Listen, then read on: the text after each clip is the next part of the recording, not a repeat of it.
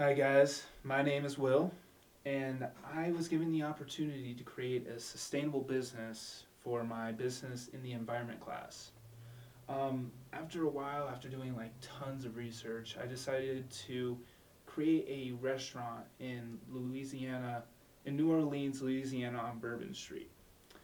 Basically, the restaurant is going to provide people with local food and fish in the area because in Louisiana, love fish. So many people, while I was presenting, asked me why Louisiana. And the reason is because when I went down there in January, I learned I ate so much fish while I was down there. And when I came back, I learned that there was a lot of mercury and a lot of pollutants in fish. And my professor actually advised us to only eat fish only 2 or 3 times a month. And that is so hard for me because I love fish. And I figured that the best way to do this is provide people with a service that allows them to eat as much fish as they want. With this restaurant, with the fish, I had a tough time thinking of a way to supply people with fish that don't have mercury or pollutants in them. And I did a lot of research and found out that there is fish farms in Louisiana. So it's localized and it provides fish that don't have mercury or pollutants in them. And I'll get to that in just a minute. But the other service that I provide for people is also localized food from farms and ranches. I like to bring in as much stuff from the state as possible and not bring in stuff that are from Texas or Georgia or other places like that, and to try to cut down CO2 emissions, try to cut down, try to inform people more about where their beef is coming from, because not a lot of people know where their meat comes from. Like the city market beef, like King Soopers or City Market or all their beef. I mean, there could be 10 cows into that one, burger package, or McDonald's where they're shipping in burger that is from, different parts of the country into a place like Gunnison, Colorado, where there's ranches right across the street from the McDonald's itself. And that just doesn't make sense to me. So I'm hoping that this restaurant goes out and people realize the importance of local food, and hopefully this sparks other people on realizing, wow, local food is actually important, and it's important to eat in season with vegetables and stuff like that. So, with that all being said, I say that we should go check out the fish farm with Billy Joe and Skeeter. All right?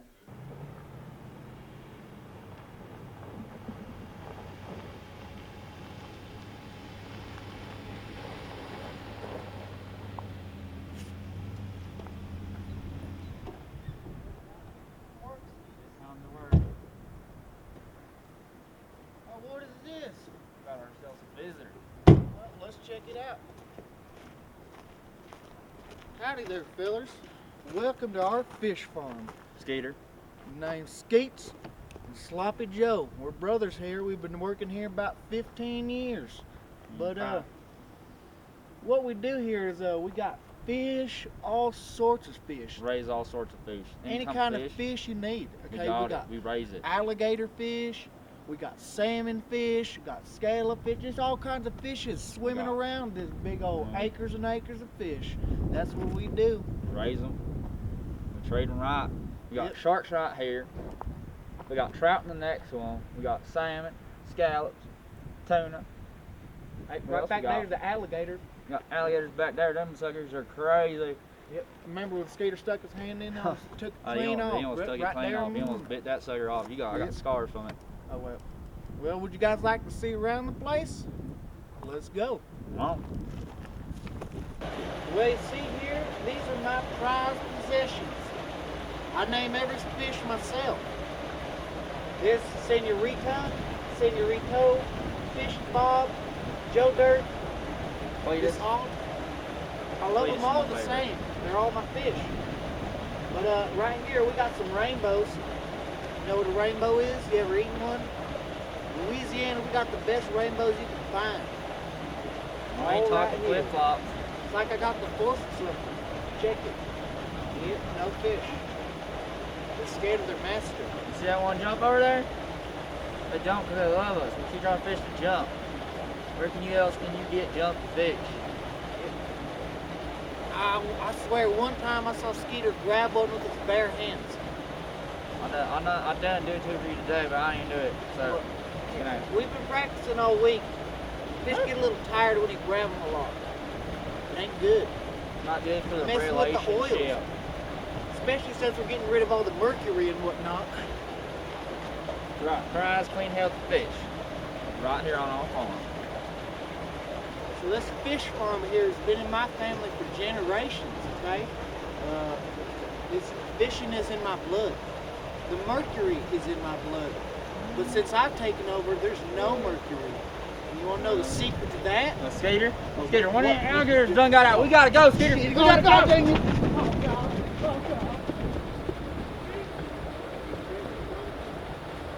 Okay, so guys, let me try to explain what Billy Joe and Skeeter are trying to say. They are trying to demonstrate that their fish farm has no pollutants in it, no mercury, none of that stuff, which is great for my restaurant because then it provides people and ensures people that there's no pollutants, no mercury going into their body so they can eat as much as they want.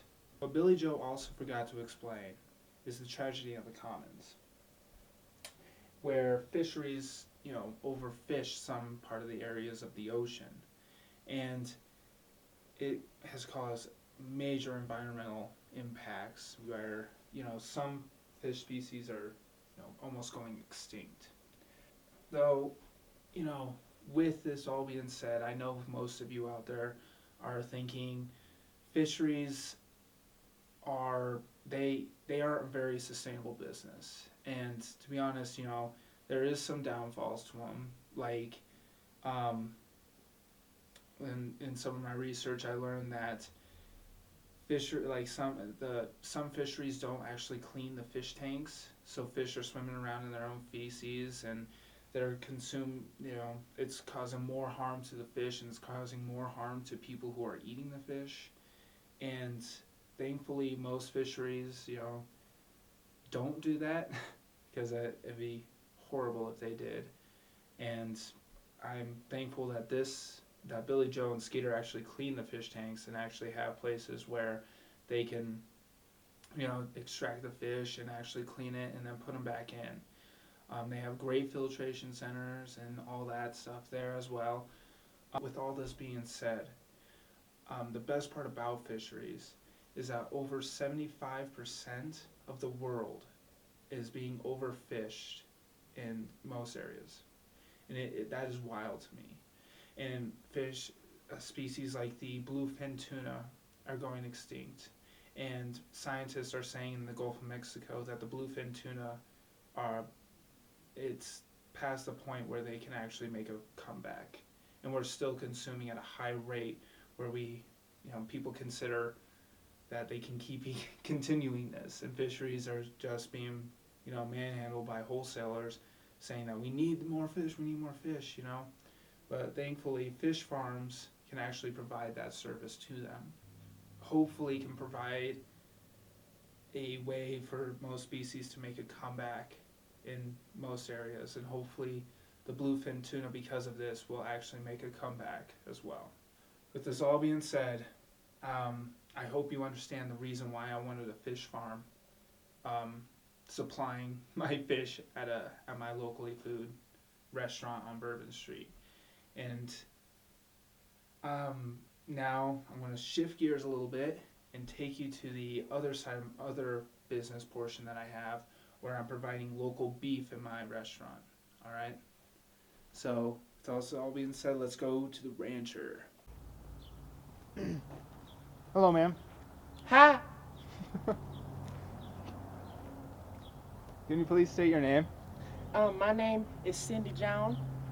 Cindy Joanne? Yeah? No, Cindy Joan, after my great grandpappy, Joan. Cindy John. All right. All right. What do you do on the farm here, Cindy? Well, mostly I feed the chickens, but sometimes I get to play with the donkeys, and I get to read to the children a lot too. Read to the children? Yeah, they really like their coloring books, and sometimes at the top it recommends what colors they should use, like green or red, or so I tell them those ones. Ah, all right. So I noticed that you have a lot of chickens on the farm, right? Yes. So what do you feed your chickens? Like, is there steroids in your chicken feed? Oh no, or... sir. They're all naturals. Every Tuesday, Big Ron brings in this big bag just full of this sandy stuff, and Daddy tells me to get a big whole handful of it and just bend down over and feed each chicken. So.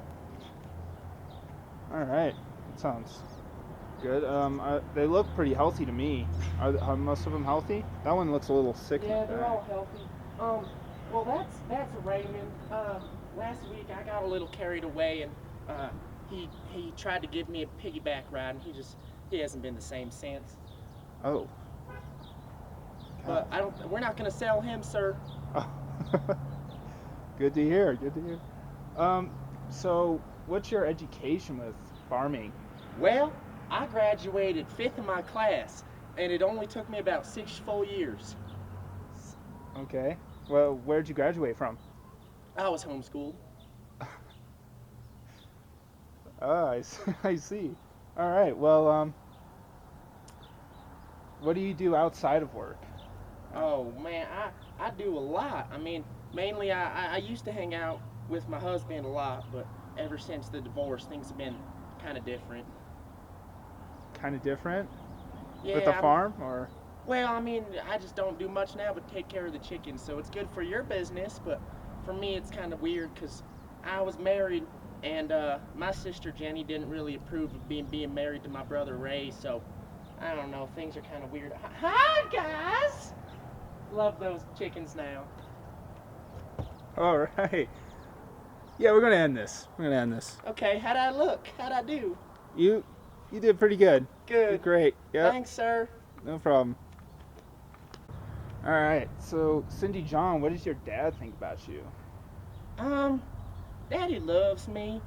He doesn't like me, but he loves me.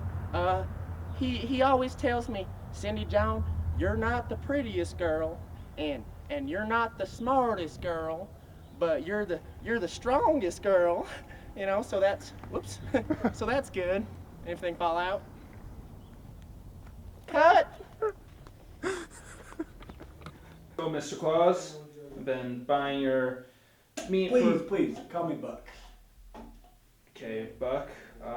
I've been buying your beef for about a couple months now, and I have to say I'm pretty impressed with how well you raise them. Would you, what makes your cattle different from competitors' cattle? Or your meat? So how long you been a rancher in this community, would you say? I've been a rancher about my whole life, I think. I can't really remember too much of my life. Can't remember much. Hit my head multiple times and done, quite a few psychedelic drugs. But I'd say overall my whole life I've been a farmer.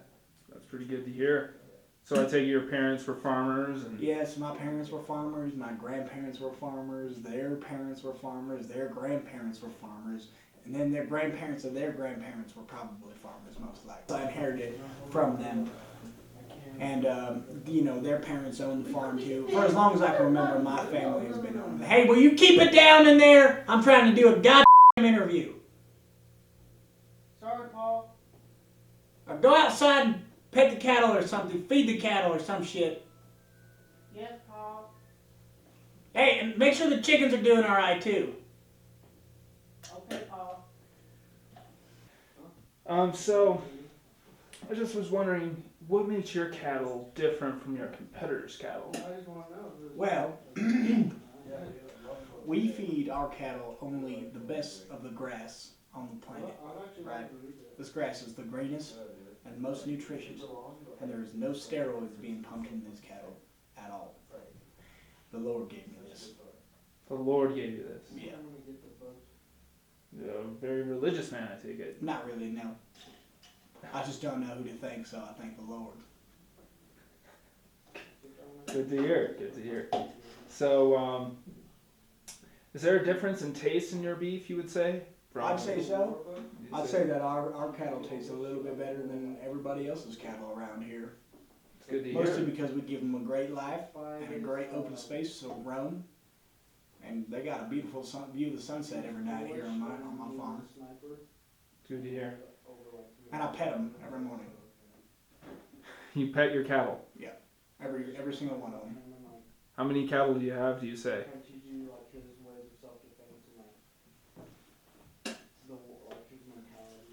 A lot. I usually don't keep too much inventory. I usually leave that up to my daughter, Cindy John. I think you met her earlier. Stupidest girl ever, but she knows how to count cattle. Every single day? Every day. So you would say they're pretty happy? Yeah. Yeah, they're real happy. That's good to hear. So, do you overgraze on BLM land? Like public land, you know what public land is?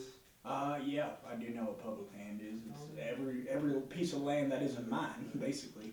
Okay, good to hear. Do you overgraze? But I do not overgraze, no. With They keep under quota.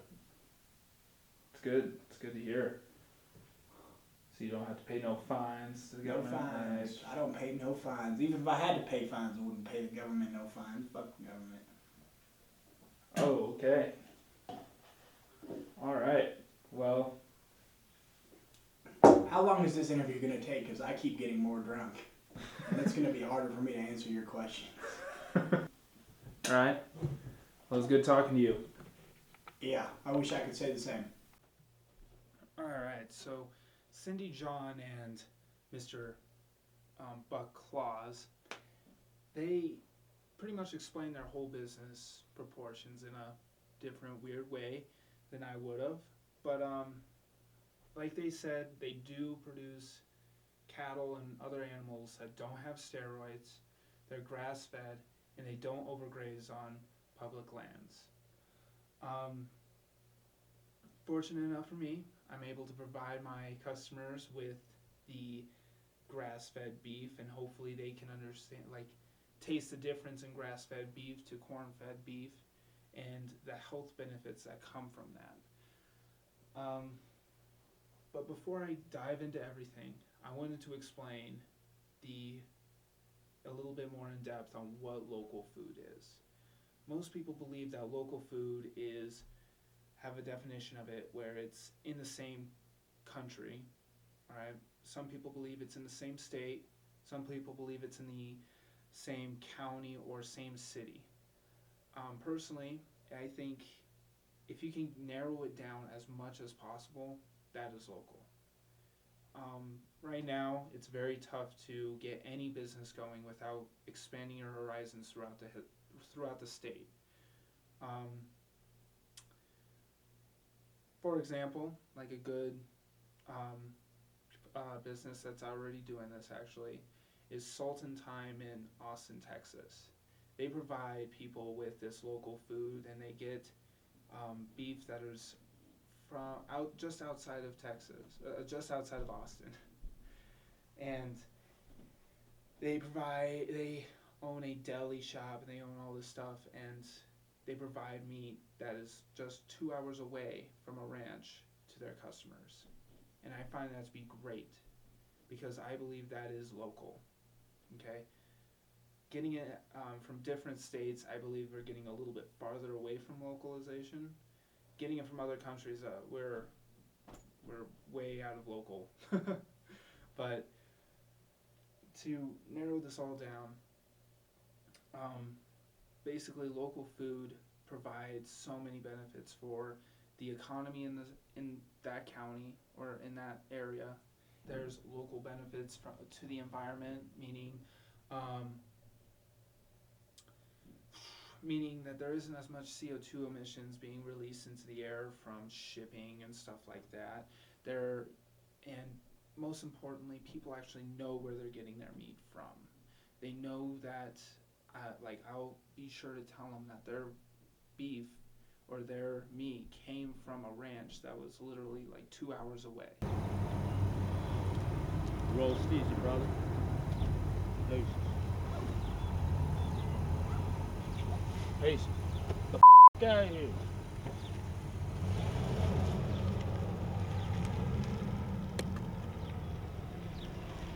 Hey, problem, I didn't get my drive.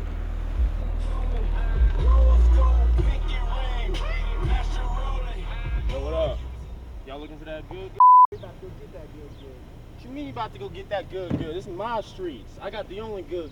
Now wait, man, you ever heard of a little something called surf and turf? Surf and turf? What's surf and turf?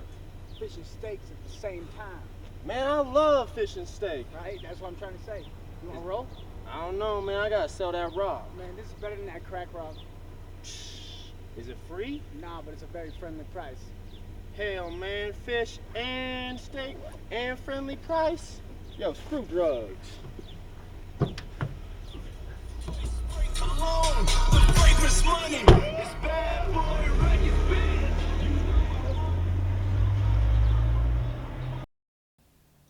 So the point of that last skit was to show you guys my target market. I don't want to just attract the people who like to eat green or eat sustainably. I want to attract people, like a wide range of people. Like I want to attract the locals in the Louisiana, in the New Orleans area, and I want to attract tourists who go down Bourbon Street. The way I want to market this is by explaining people that grass-fed beef tastes way better and is way more healthier than corn-fed beef. I also want to advertise to people that there is overfishing that is happening in our waters, and that this is like the first step to take to stop overfishing and to make sure that make sure people aren't eating as much mercury and they can eat as much fish as they want at this restaurant. So I know that there's a lot of issues that are playing a role into making this business, like the fish farm idea where people are having troubles having fish farmers clean the tanks, and some fish farmers are putting veterinary shots into their fish to make sure that they stay healthy, and overall, that stuff is bad, but I feel that it's going to make a greater impact for good, in the sense that we aren't taking as much fish out of the Gulf, where the species like the bluefin tuna can actually make a comeback. Hopefully make a comeback. The business proportion of it, this business is going to cost a lot of money, like any other business, but this is probably going to cost a lot more, in the sense that we are taking food from localized ranches, and which may cost more money than shipping them in from Nebraska or from Texas, beef from Texas and corn from Nebraska or stuff like that. And overall, I feel that if it's localized, then people could understand that this restaurant's serving the greater good. There was a couple businesses that I did research on that actually inspired me, like the Salt and Thyme in Austin, Texas, where they actually buy all of their meat, everything, just 2 miles away from Austin itself, and that is incredible. And I feel that places like these will actually make a huge difference and inspire people, and that's actually my overall goal for this assignment. It's to inspire people that these projects like this can actually happen. And I wish it could happen in Gunnison, Colorado, but unfortunately I don't think we're quite there yet. We're on the right path, but Gunnison's harsh climate, puts a restriction on us getting localized food, and some people like to have strawberries year-round and stuff like that. But like I said, the whole overall goal for this video is to inspire people that local food is a huge benefit. It tastes great if it's more localized, It's lowering the CO2 emissions. It's, you know, it's providing local economies, you know, with great, you know, raising their economy. And I feel that I'm hoping that this project or this video will actually inspire people. So again, thanks for watching this long video. I'm sorry about the poor editing.